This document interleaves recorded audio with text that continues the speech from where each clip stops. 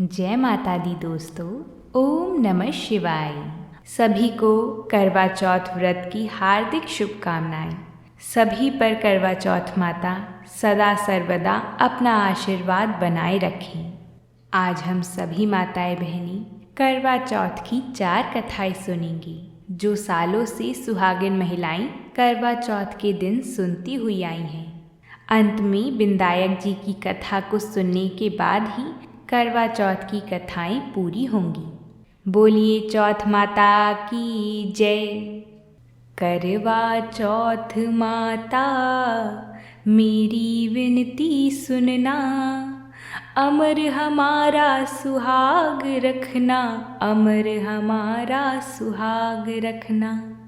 बोलिए करवा चौथ माता की जय। बिंदायक जी महाराज की जय। एक समय की बात है, एक साहूकार की 7 बेटी और एक बेटी थी। कार्तिक मास की कृष्ण पक्ष की चतुर्थी तिथि को साहूकार की बहुओं ने, पत्नी ने और बेटी ने करवा चौथ का व्रत रखा था। जब रात को साहूकार के लड़के काम से घर को वापस लौटी तो वो अपनी बहन से कहने लगी, बहन आ जाओ, हमारे साथ भोजन कर लो। तो वह बोली, भाई जी अभी चंद्र उदय नहीं हुआ है, मैं चंद्र उदय के बाद ही चंद्रमा को अर्घ देकर ही खा सकती हूँ। सातों भाई अपनी बहन से बहुत प्यार करते थे। वो अपनी बहन को भूख से व्याकुल नहीं देख पाई। तब भाइयों ने सोचा कि चांद उगने तक बहन भूखी रहेगी तो उनमें से छोटा वाला भाई दूर पीपल के पेड़ पर एक दीपक जलाकर छलनी की ओर में रख देता है। दूर से देखने पर वह ऐसा प्रतीत होता था कि जैसे कि चतुर्थी का चांद उदित हो रहा हो। इसके बाद भाई अपनी बहन को बताते हैं कि चांद निकल आया है बहना, तुम जाओ चांद को अर्घ दे दो और हमारे साथ बैठकर खाना खाओ। साहूकार की बेटी अपनी भाभियों को जाकर बताती है कि भाभी चांद निकल आया है, चलो चांद को अर्घ देकर भोजन कर लो। यह सुनकर भाभियां बोली, बाईसा ये तो आपका चांद निकला है, हमारा चांद निकलने में अभी समय है। भूख से व्याकुल बहना ने भाभियों की बातों को अनसुना करके अकेले ही चांद को अर्घ देकर भोजन करने बैठ गई। उसने जैसे ही पहला घास खाया तो उसे छींक आ गई। दूसरा घास खाते ही उसमें बाल आ गया और तीसरा घास खाने ही वाली थी कि उसके ससुराल से खबर आई कि उसके पति की तबीयत अचानक बहुत खराब हो गई है। जैसी भी हालत में हो जल्दी ससुराल पहुंचो। साहूकार की पत्नी ने जब बेटी को विदा करने के लिए बक्से में से कपड़े निकाले तो बार बार हाथ में कभी सफेद साड़ी आती तो कभी काले रंग की साड़ी आती। वह बोली, माँ तुम रहने दो, मैं ऐसी ही चली जाती हूँ। माँ घबराकर बेटी से बोली, बेटी ये ले सोने का सिक्का और रास्ते में जो कोई भी छोटा बड़ा मिले उसके पैर छूते जाना और जब कोई तुम्हें पूर्ण सौभाग्यवती होने का आशीर्वाद दे तो उसे सोने का सिक्का देकर अपने पल्ले में गांठ बांध लेना। वह बोली, ठीक है माँ, और ऐसा कहकर अपने ससुराल की ओर चल पड़ी। रास्ते भर में जो कोई भी मिलता सबके पैर छूती गई। सबने उसे आशीर्वाद दिया कि खुश रहो, मायके का सुख देखो। ऐसे ही वो अपने ससुराल के दरवाजे पर पहुंची। ससुराल के आंगन में उसकी छोटी ननद खेल रही थी। उसने उसके भी पैर छुए। तब छोटी ननद ने उसे आशीर्वाद दिया कि सौभाग्यवती रहो, पुत्रवती हो। यह सुनते ही उसने अपने पल्ले में गांठ बांधी और उसे सोने का सिक्का देकर अंदर गई तो उसने देखा कि उसका पति मरा पड़ा है और उसे ले जाने की तैयारी हो रही है। वह यह सब देखकर बहुत रोई। जैसे ही उसके पति को ले जाने लगी तो वह रोती हुई बोली, मैं अपने पति को ले जाने नहीं दूंगी। जब कोई नहीं माना तो साथ जाने की जिद करने लगी। उसकी जिद के आगे हार कर सभी कहने लगे, कि ठीक है, इसे भी ले चलो साथ में। वो सबके साथ में अपने पति को लेकर शमशान घाट भी चली गई। जब अंतिम संस्कार का समय हुआ तो वह बोली, मैं इन्हें नहीं जलाने दूंगी। ये सब देखकर सभी लोग कहने लगे, पहले तो अपने पति को खा गई, अब उसकी मट्टी भी खराब कर रही है। लेकिन वो नहीं मानी और अपने पति को लेकर बैठ गई। ये सब देखकर सभी बोले कि ठीक है, इसके लिए इधर ही एक झोपड़ी बना दो। वो उसी झोपड़ी में अपने पति को लेकर रहने लगी। पति की साफ सफाई करती, उसी के पास बैठी रहती। दिन में 2 बार छोटी ननद उसके लिए खाना लेकर आया करती थी। साहूकार की बेटी हर चौथ का व्रत करने लगी थी। चांद को अर्घ देती और चौथ माता की कहानी सुनती। जब चौथ माता प्रकट होती तो वह कहती कि करवोले भाइयों की प्यारी बहन करवोले, घड़ी बुखारी करवोले। तब वो चौथ माता से अपने पति के प्राण मांगती। तब चौथ माता कहती, हमसे बड़ी चौथ माता आएंगी तो उनसे अपने पति के प्राण मांगना। एक एक करके सभी चौथ माता आई और सभी यही कहकर चली गईं। अश्विन की चौथ माता आई तो वो बोली कि तुझसे कार्तिक की बड़ी चौथ माता नाराज है। जब वह आएंगी तो तुम उनके पैर पकड़ लेना और अपने पति के प्राण उनसे मांगना। केवल वही है जो तेरे पति के प्राण वापस लौटा सकती हैं। और 16 श्रृंगार का सामान तैयार करके रखना। कार्तिक का महीना आया, उसने कार्तिक की बड़ी चौथ करवा चौथ का व्रत रखा। तब उसने अपनी छोटी ननद से 16 श्रृंगार का सामान मंगाया। जब सास को यह पता चला तो सास बोली कि वो तो पागल हो चुकी है, जो भी मांगती है उसे दे आओ। तब साहूकार की बेटी ने करवा चौथ का व्रत रखा, चांद को अर्घ दिया और जोत जलाई।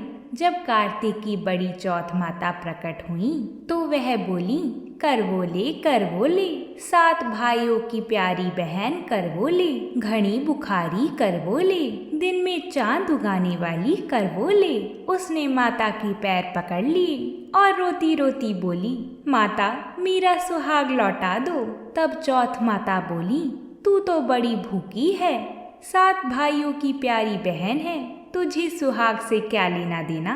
तो वह बोली, नहीं माता, मैं आपके पैर तब तक नहीं छोड़ूंगी जब तक आप मेरा सुहाग वापस नहीं दे देती। तब चौथ माता ने उसकी श्रद्धा और भक्ति देखकर चौथ माता ने उससे एक एक करके सुहाग का सामान मांगा। उसने सभी सुहाग का सामान माता को दिया। तब चौथ माता ने अपनी आंखों से काजल निकाला, नाखूनों से मेहंदी निकाली, मांग से सिंदूर निकाला और करवे में घोलकर छोटी उंगली से उसके पति पर छींटा दिया, जिसके चमत्कार से उसका पति पुनर्जीवित हो गया। साहूकार की बेटी बोली, आप क्या सोए, मुझे तो 12 महीने हो गए, अब जाकर चौथ माता ने मेरा सुहाग लौटाया है। तब उसने कहा कि जल्दी से माता का पूजन करो। जब चौथ माता की कहानी सुनी, करवा का पूजन किया तो प्रसाद खाकर दोनों पति पत्नी ने चौथ माता का आशीर्वाद लिया। चौथ माता ने जाते जाते उसकी झोपड़ी पर लात मारी, जिससे उसकी झोपड़ी एक महल बन गई। जब छोटी ननद अगले दिन खाना लेकर आई तो उसने देखा कि भाभी की झोपड़ी एक महल बन गई है। तब साहूकार की बेटी ननद के पास आई और वह बोली, ननद सा, आपका भाई वापस आ गया है, आप जाओ और सासू जी को कहो कि वह गाजे बाजे के साथ हमें लेने आई। छोटी ननद दौड़ी दौड़ी अपनी माँ के पास गई। उसने जब अपनी माँ को बताया कि माँ, भाई जिंदा हो गया है, तो उसकी माँ बोली कि पहले तो तेरी भाभी पागल थी, अब तो तुझे भी उसने कर दिया है। उसने कहा, नहीं माँ, मैंने देखा है, सच में भाई जिंदा हो गया है। तब सभी घरवाले गाजे बाजे के साथ अपने बेटे को लेने गए।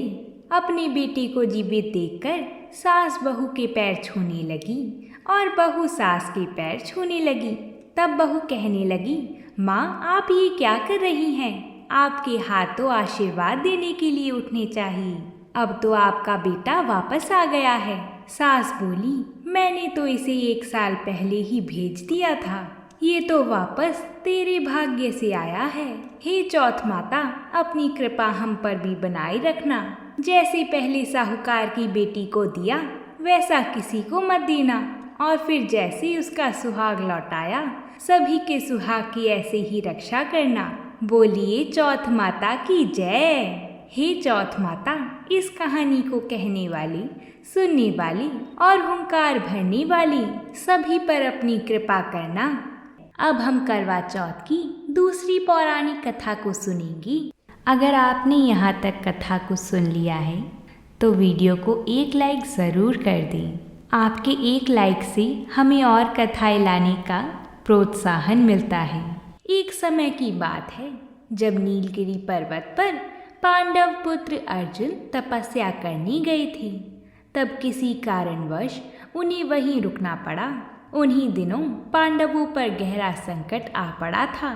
इधर द्रौपदी बहुत परेशान थी।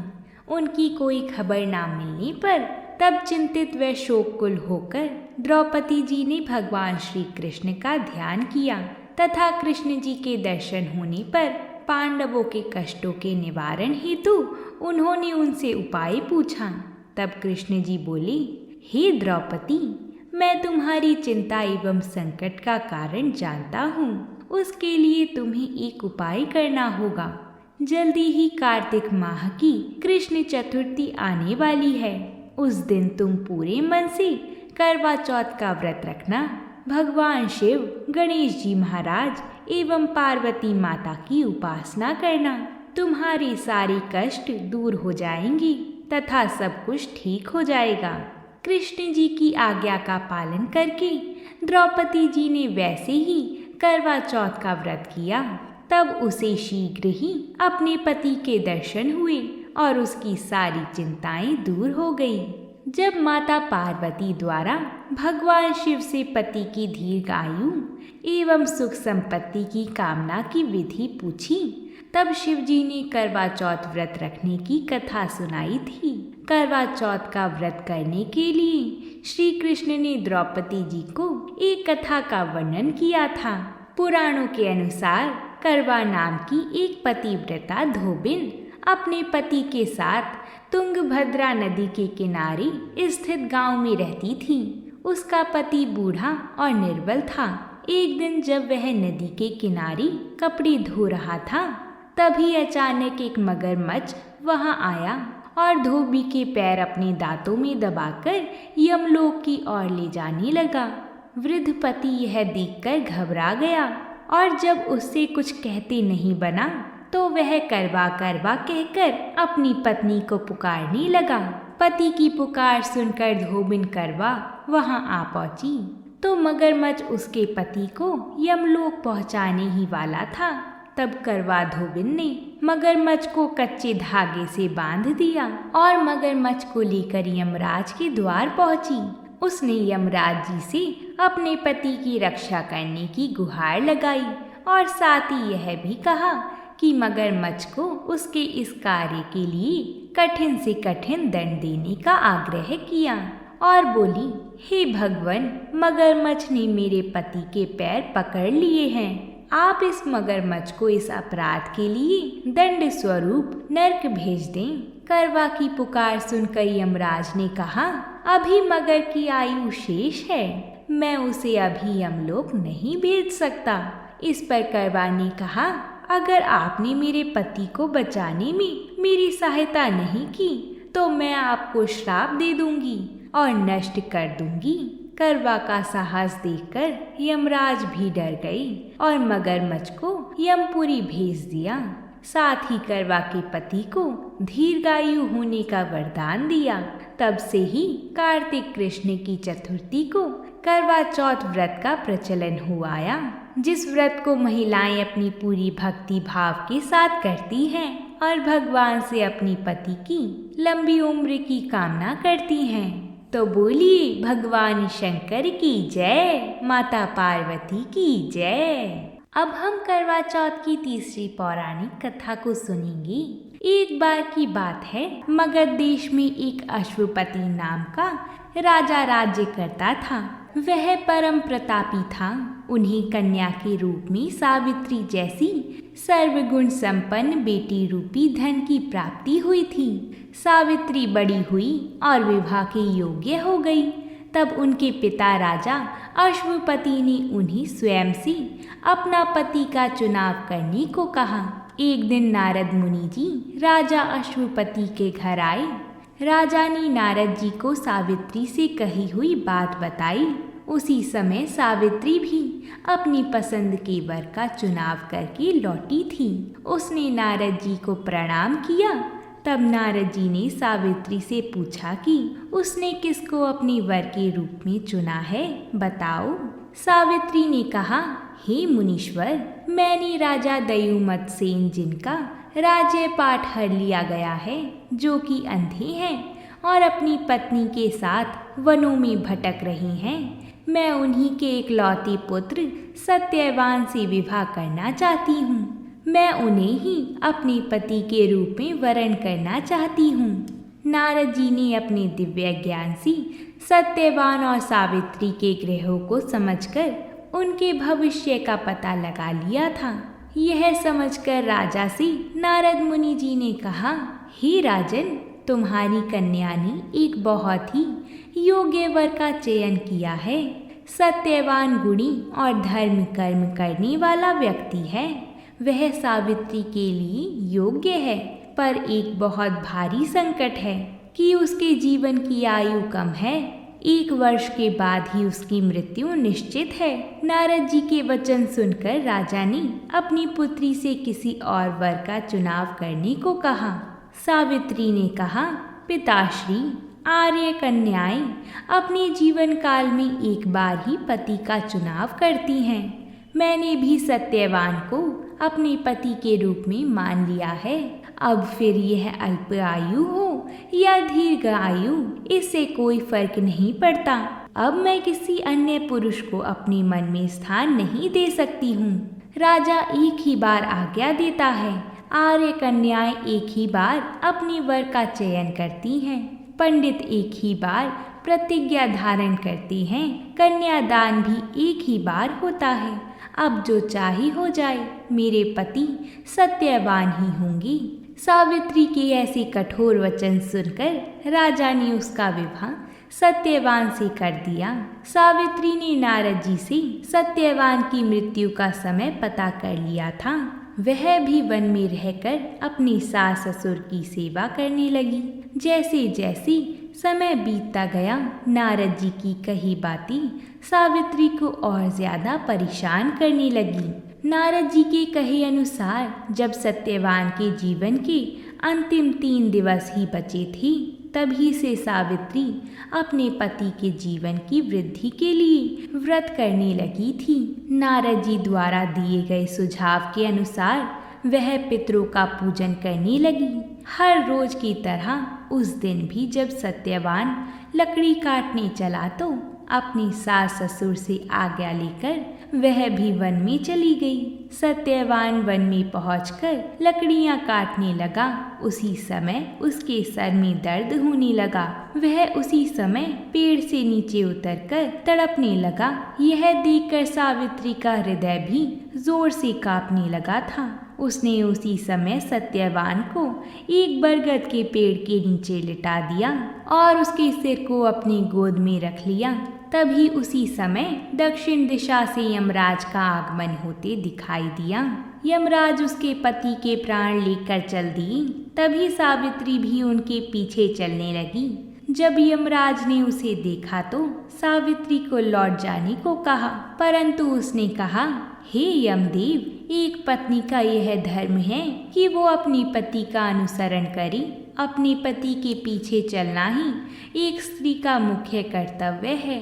पतिव्रत के प्रभाव से और अपने आशीर्वाद से कोई भी मेरी गति पर विराम नहीं लगा सकता। यह मेरी मर्यादा है। सावित्री के धर्म युक्त वचनों का श्रवण करके यमराज ने सावित्री को कोई वर मांगने को कहा, परंतु शर्त रखी कि वो सत्यवान के प्राणों की मांग नहीं कर सकती है। सावित्री ने उसी समय अपनी सास ससुर की आंखों की रोशनी और उनकी दीर्घायु मांगी। यमराज ने उसे तथास्तु कहा और आगे चल दिए। फिर भी सावित्री यमदेव का पीछा करती रही। यमराज ने उसे वापस जाने को कहा।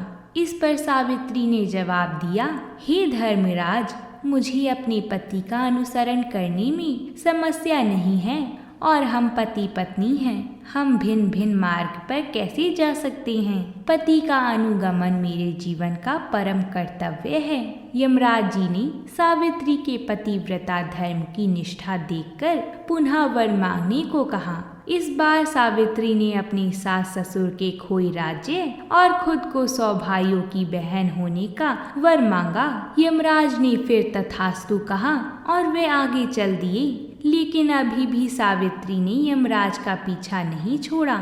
यह देखकर यमराज जी ने फिर से उसे लौटने का आग्रह किया, पर वह अपने वचनों पर अड़िग रही। तब धर्मराज जी ने कहा, हे देवी, क्या तुम्हारे मन में अभी भी कोई कामना है तो बताओ। आप जो मांगेंगी आपको वही मिलेगा। इस पर सावित्री ने कहा, यदि आप सच में मुझे कोई वरदान देना चाहती हो तो कृपया करके मुझे 100 पुत्रों की माँ होने का वरदान दो। यमराज जी ने उसे तथास्तु कहा और फिर आगे प्रस्थान करने लगे। यमराज जी ने जाते जाते फिर पीछे मुड़कर देखा तो सावित्री अभी भी उनके पीछे आ रही थी। यह देखकर यमदेव ने सावित्री से कहा, हे देवी, अब हमारे मार्ग में बाधा मत डालो। मैं तुम्हें तुम्हारी इच्छा के अनुकूल वर दे चुका हूँ। अब भी तुम हमारा पीछा क्यों कर रही हो? सावित्री ने कहा, हे यमदेव, आपने अभी मुझे 100 पुत्रों की माँ होने का वरदान दिया है, पर आप ही बताइए, मैं अपने पति के बिना संतान को जन्म कैसे दे सकती हूँ? मुझे अपना पति पुनः वापस मिलना चाहिए, तभी आपके वरदान की सार्थकता होगी। सावित्री के पतिव्रता, धर्मनिष्ठा और शक्तिपूर्ण वचनों को सुनकर यमदेव ने सत्यवान के प्राण को मुक्त कर दिया और सावित्री को आशीर्वाद देकर अपने लोक को चल दिए। इधर सावित्री सत्यवान के पास पहुंची और जिस बरगद के पेड़ के नीचे सावित्री ने सत्यवान को लिटा रखा था, उस पेड़ को प्रणाम करके उसने बरगद के वृक्ष की परिक्रमा आरंभ की। जैसे ही सावित्री ने परिक्रमा पूर्ण की, सत्यवान के मृत शरीर में प्राण आ गए। सावित्री ने सत्यवान को पूरी बात बताई। दोनों खुशी खुशी घर लौट आए। सत्यवान के माता पिता की आंखों की रोशनी वापस आ गई। दयुमत सेन को फिर से अपना राज्य और राज सिंहासन मिल गया।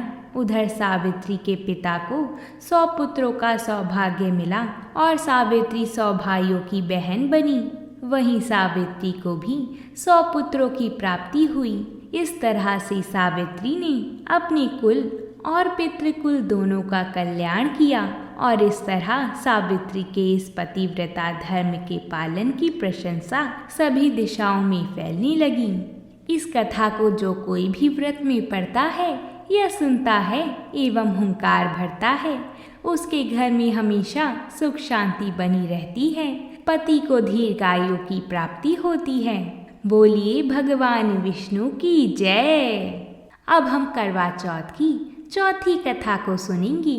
चौथी कथा के बाद हम विनायक जी की कथा को भी सुनेंगे। अंत में उन्हीं की कथा को सुनकर कथा को समाप्त किया जाता है। एक नगर में एक ब्राह्मण और ब्राह्मणी रहते थे। उनके 5 बेटियां थीं। पांचों बेटियां विधि विधान से देवाधिदेव महादेव और माता पार्वती का विधि पूर्वक पूजन करा करती थीं। अमर सुहाग की कहानी को सुना करती थीं। पूजा के समय चारों बेटियां दीपक जलाती तो पूजा पूर्ण होने तक जलता रहता, परंतु 5वीं बेटी का दीपक कहानी सुनने से पहले ही बढ़ जाता।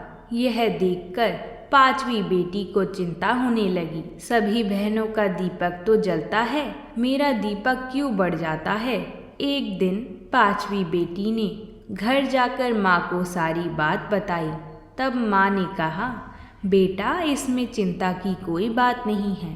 कल से तू दीपक में घी अधिक डाल देना।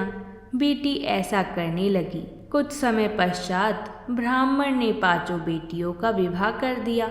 चारों बेटियों के घर में अन्न धन के भंडार भरे थे, परंतु पांचवी बेटी की आर्थिक स्थिति थोड़ी कमजोर थी। उसका पति जंगल से लकड़ी काट कर लाता और उसी से उनका गुजर बसर होता, परंतु पांचवी बेटी संतोषी व बहुत समझदार थी, कभी किसी से शिकायत नहीं करती थी। विवाह के बाद भी महादेव और माता पार्वती का पूजन किया करती थी। एक दिन उसका पति कम लकड़ियां लेकर आया तो उसने पूछा, क्या हुआ जी, आज लकड़ी कम लाए हो? तो पति ने कहा, आज मेरी तबीयत खराब है, मुझे बुखार है। दूसरे दिन लड़की ने पति से कहा, आज आपकी तबीयत ठीक नहीं है, आज मैं भी आपके साथ चलूंगी। उसने सास ससुर से आज्ञा लेकर पति के साथ चल पड़ी। जंगल में पति की तबीयत खराब हो गई और साथ ही उसी समय उसकी मृत्यु हो गई। लड़की जंगल में अकेली थी, कोई मदद के लिए भी नहीं था। पति का सिर गोद में रखकर विलाप करने लगी। रोते रोते भगवान शिवजी और माता पार्वती को पुकारने लगी, हे महादेव, हे माँ पार्वती, मैंने सदैव आपका ध्यान और पूजन किया है, आपके सिवा मेरा कोई नहीं है। मैं घर जाकर अपने बूढ़े सास ससुर को क्या कहूँगी? लड़की का विलाप और सच्ची भक्ति देखकर माँ पार्वती ने कहा, हे प्राणनाथ, इस निर्जन जंगल में हमें कौन पुकार रहा है? हमें उसकी रक्षा करनी चाहिए। माँ पार्वती उस जंगल में गईं और उस लड़की से पूछा, क्या हुआ बेटी, तुम क्यों रो रही हो? तब लड़की ने सारी बात बताई और भगवान महादेव और माता पार्वती के चरण पकड़ लिए और विनती करने लगी। भगवान शिवजी और माता पार्वती ने उसकी पूजा से प्रसन्न होकर उसके पति को जीवन दान दिया और आशीर्वाद दिया कि जो कोई भी सुहागन स्त्री श्रद्धा और भक्ति से अमर सुहाग की कथा को सुनेगी व पूजन करेगी, वह सदैव अखंड सौभाग्यवती रहेगी। उसके सुख संपत्ति अन्न धन के भंडार सदैव भरे रहेंगे। बोलिए भगवान महादेव की जय, बोलिए माता पार्वती की जय। अब हम विनायक जी की कहानी को सुनकर करवा चौथ की इन सभी कथाओं को पूर्ण करते हैं। बोलिए विनायक जी महाराज की जय। एक बार गणेश जी भगवान छोटे बालक के रूप में चिमटी में चावल लेके और चमचे में दूध लेके निकले। वो हर किसी से कह रहे थे कि कोई मेरी खीर बना दो, कोई मेरी खीर बना दो। वहाँ पर एक बुढ़िया माई बैठी हुई थी। उसने कहा, ला मैं बना देती हूँ। वह छोटा सा बर्तन चढ़ाने लगी तो गणेश जी भगवान ने कहा कि दादी माँ, छोटी सी भगोनी मत चढ़ाओ, तुम्हारे घर में जो सबसे बड़ा बर्तन हो वही चढ़ाना। बुढ़िया माई ने गणेश जी का मन रखने के लिए बड़ा बर्तन चढ़ा दिया। वह देखती रह गई कि वो जो थोड़े से चावल उस बड़े बर्तन में डाले थे वह तो पूरा भर गया है। गणेश जी ने कहा, दादी माँ, मैं नहा धोकर आता हूँ। जब खीर तैयार हो गई तो बुढ़िया माई के पोता पोती खीर खाने के लिए रोने लगे। बुढ़िया माई ने कहा, गणेश जी महाराज तेरे भोग लगना, कहकर चूल्हे में थोड़ी सी खीर डाली और कटोरी भरकर बच्चों को दे दी। बुढ़िया की पड़ोसन ऊपर छत पर से देख रही थी तो बुढ़िया ने सोचा यह चुगली कर देगी, इसलिए एक कटोरा भरकर उसे भी पकड़ा दिया। बेटे की बहू ने भी छुपके से एक कटोरी खीर ले जाकर खाई और कटोरा चक्की के नीचे छुपा दिया। अभी भी गणेश जी महाराज नहा धोकर नहीं आए थे और बुढ़िया को भी भूख लग रही थी, तो वह भी एक कटोरी में खीर डालकर किवाड़ के पीछे बैठकर एक बार फिर कहा कि गणेश जी महाराज आपके भोग लगे। यह कहकर खाना शुरू कर दिया। तभी गणेश जी महाराज आ गए। बुढ़िया माई ने कहा, आजा रे गणेश, खीर खा ले, मैं तो तेरा ही इंतजार कर रही थी।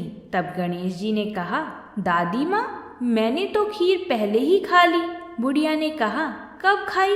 गणेश जी महाराज ने कहा, जब तेरे पोता पोती ने खाई तब मैंने खाई, जब तेरी पड़ोसन ने खाई तब मैंने खाई, और जब तेरी बहू ने खाई तब भी मैंने ही खाई, और अब जब तूने खाई तो मेरा पेट पूरा ही भर गया। बुढ़िया माई ने कहा, बेटा तेरी सारी बात सच है, लेकिन बहू बेचारी तो सुबह से काम में लगी हुई है, तो फिर उसने खीर कब खाई? गणेश जी महाराज ने कहा, चक्की के नीचे देख झूठा कटोरा पड़ा है, तूने मेरा भोग तो लगाया, वह तो बिना भोग के ही खीर खा गई। बुढ़िया माई ने कहा, बेटा घर की बात है, घर में ही रहने दो, अब बताओ बची हुई खीर का क्या करूं? गणेश जी महाराज ने कहा, पूरी नगरी को जिमा दो। बुढ़िया माई ने पूरी नगरी को जिमा दिया, फिर भी बर्तन खाली नहीं हुआ। जब राजा को यह बात पता चली तो राजा ने बुढ़िया को बुलवाया और कहा, क्यों री बुढ़िया, ऐसा बर्तन तेरे घर पर कहाँ से आया? ऐसा बर्तन तो राजमहल में होना चाहिए। बुढ़िया ने कहा, राजा जी इस बर्तन को आप ले लो। राजा जी ने खीर का बर्तन महल में मंगा लिया। लाते ही खीर में कीड़े मकोड़े बिछुए हो गए और दुर्गंध आने लगी। यह देखकर राजा ने बुढ़िया से कहा, बुढ़िया बर्तन वापस ले जा, जा तुझे हमने दिया।